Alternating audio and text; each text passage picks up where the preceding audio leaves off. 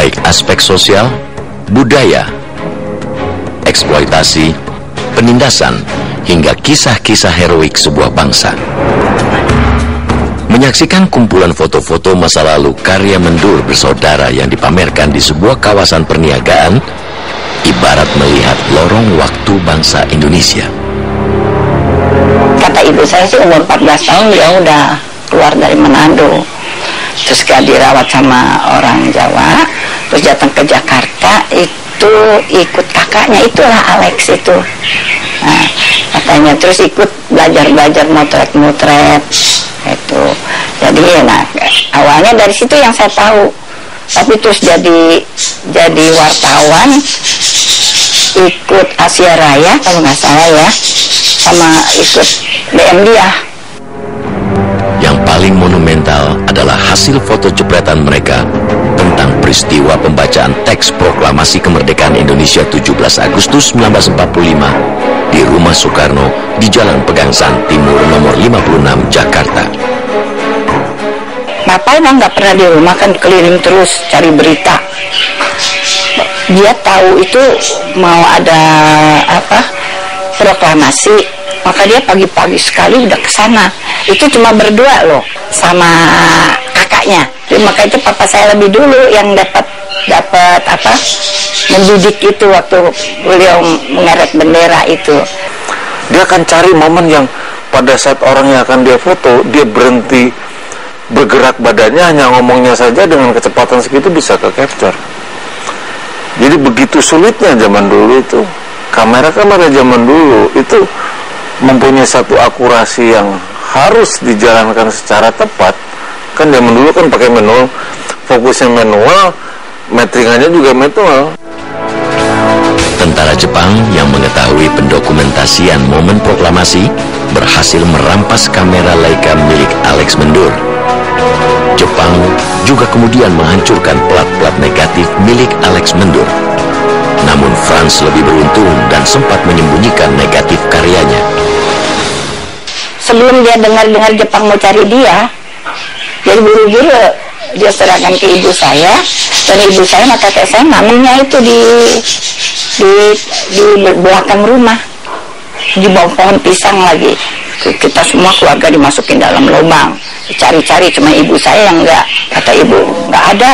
Tentara Jepang itu kemudian banyak menyita dokumen-dokumen termasuk karya-karyanya Alex Mendur. Itu disita ketika sedang dikeringkan di laboratorium fotonya kantor berita Domei. Nah biasanya kalau sudah disita itu dibakar habis karena mereka tidak ingin meninggalkan jejak macam-macam. Nah Franz Mendur ketika mendengar bahwa negatif kakaknya itu sudah diberangus, dia kemudian menyembunyikannya sampai kemudian 6 bulan kemudian baru foto itu bisa pertama kali diterbitkan di Harian Merdeka tanggal 19 dan 20 Februari dalam rangka perayaan 6 bulan proklamasi kemerdekaan.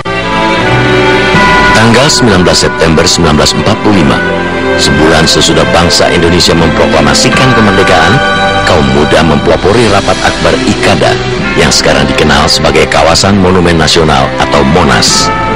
Rapat berlangsung meriah kendati di bawah ancaman senapan dan bayonet tentara Jepang.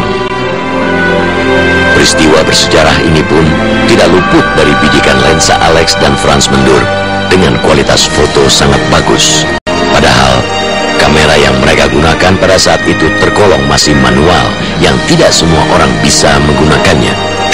Butuh ketelitian, kejelian, dan akurasi yang tepat untuk memakainya.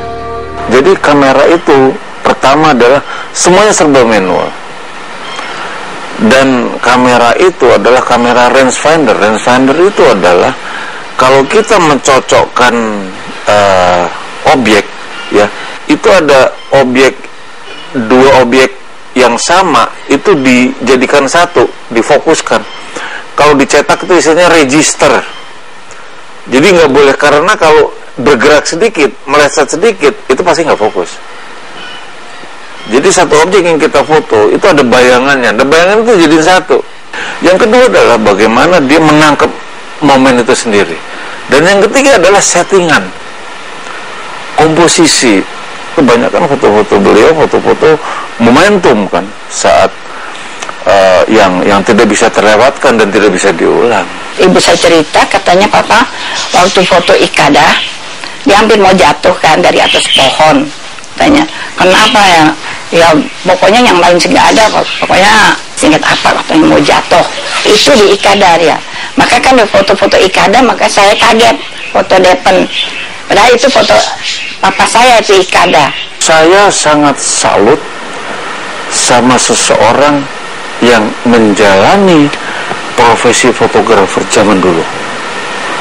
Karena tanpa spirit, tanpa dedikasi yang tinggi, nggak bakal. Saya bisa gambarkan bagaimana spiritnya Pak Alex Mendur itu untuk bisa menjadi seorang fotografer dan dia bisa mengcapture sebuah sejarah. Ya itu tidak bisa terulang lagi. Itu waktu Sudirman ke hutan, itu semua itu sebenarnya foto papa saya.